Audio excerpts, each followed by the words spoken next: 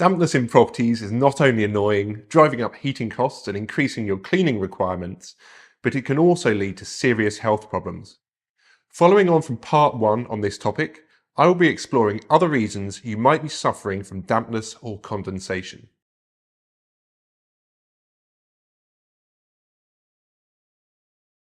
In part 1, I discussed some of the reasons why you might be experiencing what is often described as rising damp.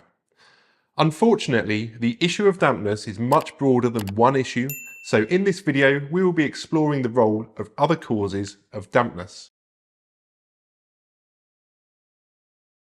Roofs and chimneys are exposed to decades of inclement weather, and if you live in the UK, you will know all about our harsh winters and rainy seasons. All this weathering can cause roofs to degrade over time, and if not properly maintained, this can lead to leaks internally. Because of the way many houses are constructed with an uninhabitable roof space, which can hide leaks for many years, the first sign something is wrong with your roof or chimney can be high levels of condensation developing within a property. For example, chimneys can become saturated as a result of damaged mortar pointing and perhaps split or slit lead flashings.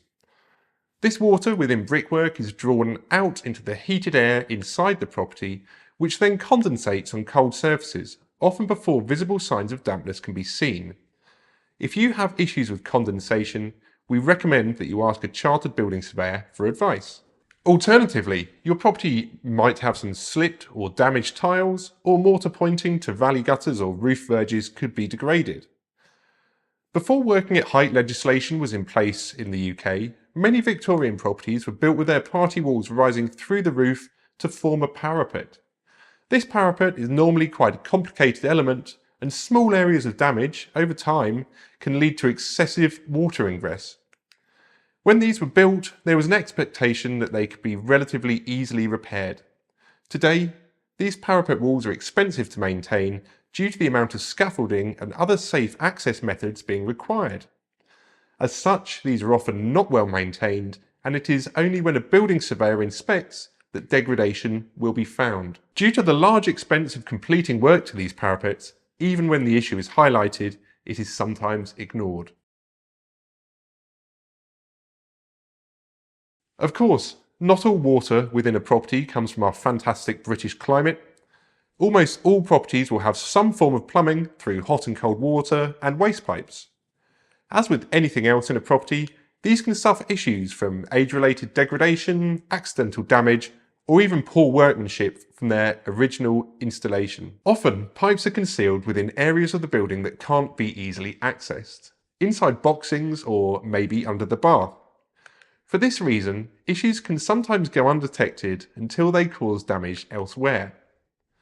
Sometimes, a building surveyor will be able to pinpoint an approximate location of a leak, but will normally ask a plumber to complete the final diagnosis, as they will also be able to fix the problem. Related to this issue is the failure of mastic sealants, particularly around baths and shower trays. Over time, these might detach from sanitary ware or wall tiling, but this detachment can be very tricky to spot. Once detached, these sealants can allow a lot of water through, particularly around showers. Water pouring unnoticed through the corners of shower screens can have similar effects.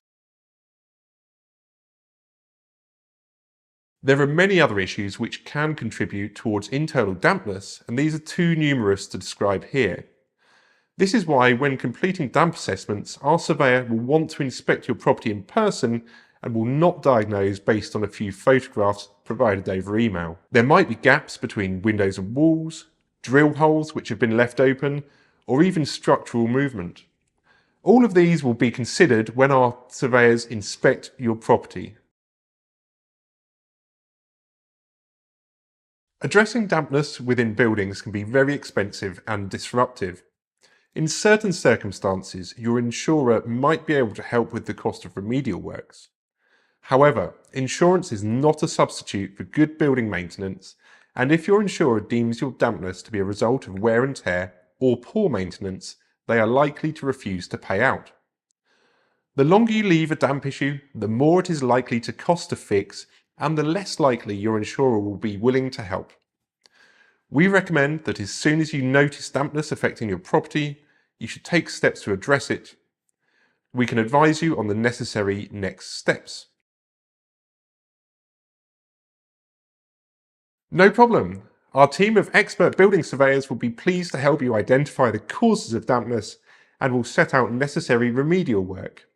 We can even help oversee remedial work and recommend contractors. We can be contacted on 02381 550051 and look forward to helping diagnose your dampness issues.